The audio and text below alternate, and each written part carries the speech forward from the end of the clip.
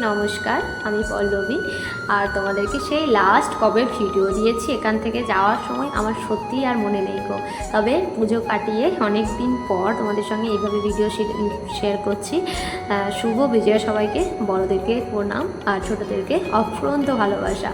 যারা আমার ভিডিও দেখো, সত্যি তোমাদের ভালোবাসার কারণেই কিন্তু আমি এই ভিডিও বানানোর উৎসাহ পাই।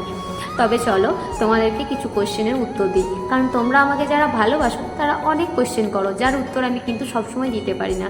আর কমেন্টেও উত্তর দিই, তবে হয়তো সবাই দেখো না কি দেখো, তারপরেও হয়তো একই কোশ্চেন করো। তবে এই ভিডিওটার মাধ্যমে আমি তোমাদেরকে এই রিপ্লাইগুলো একটু করে দিই।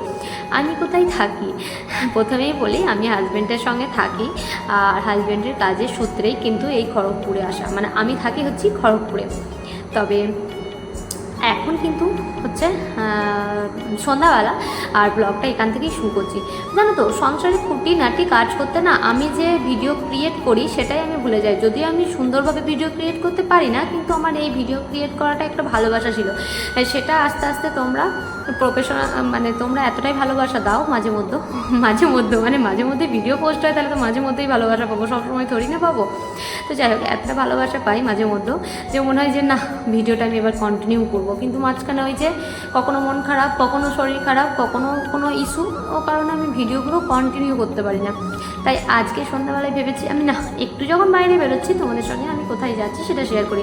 দেখো, পূজার সময় কিন্তু চলে গেছিলাম শ্বশুরবাড়ি, মানে হচ্ছে শ্বশুরবাড়িতে চলে গেছে, মানে গ্রামে যেখানে আমাদের বাড়ি।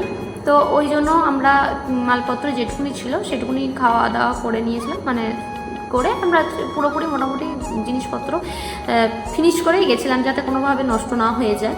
তারপরে পুজোর পর আসা, আজকে হচ্ছে এসছি, দুদিন হলো, কিন্তু মার্কেট যেটুকুনি ছিল আমাদের দুদিন হয়ে গেছে, মানে মার্কেটিংয়ে আসা হয়নি দুদিন। আর বলতে পারছি না এখন যে কি পরিস্থিতির মধ্যে আমরা এখানে পৌঁছেছি। সেদিন তোমাদেরকে দেখিয়েছি। তো তারপর থেকে বৃষ্টি থামার কোনো শেষই নেই, তো ওই কারণেও বেরোতে পারিনি। তবে আজকেও অনেকটা বৃষ্টি হয়েছিল সন্ধ্যাবেলায়, কিন্তু যে টাইমে বেরিয়েছি সেই টাইমে একটু থেমেছিল। দেখো, তোমরা বুঝতে পারবে ঝিঝি করে বৃষ্টি এখনও পড়ছে, কন্টিনিউ বৃষ্টি এখানে। তো ওই কারণে কিন্তু আমাদের এতটা দেরি হলো। সন্ধ্যা মোটামুটি এখন 7:30টার মতন বেজে গেছে। তারপরও কী করা যাবে, ফুচকা খেতে একটু ইচ্ছে করছিলো, তাই জন্য দাঁড়িয়ে একটু ফুচকাও খেয়ে নিলাম। তো যেটুকু আমাদের মালপত্র বাকি ছিল সেইটুকু কিনে নিয়েছি।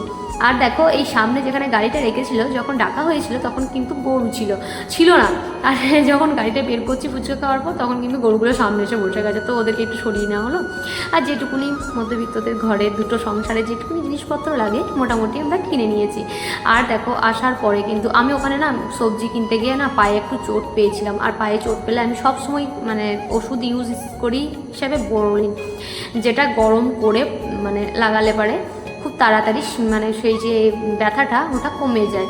তো আমি কিন্তু চটপট রান্না করে নিয়েছিলাম, চেষ্টা করছিলাম চটপট কি বানানো যায়। তো যেহেতু রাতের খাবার বানাইনি, তো ওই জন্য এসে চটপট আমি ভাতটা বসিয়ে দিয়েই কিন্তু আমি প্রথমে পায়ের এই যে দেখতে পাচ্ছ কাটা জায়গাটাকে ব্যথাটা কমানোর চেষ্টা করছি, কারণ খুবই ব্যথা করছিল, হাততেও খুব কষ্ট হচ্ছিল। টিনের মানে একদম সেই লোহার যে সেই টিন টাইপের পাত, ওর থেকে কেটে গেছে নখটা। আর চটপট করে এই পোস্ত বানিয়ে নিয়েছি। তবে আজকের ভিডিওটা এখানেই শেষ করি।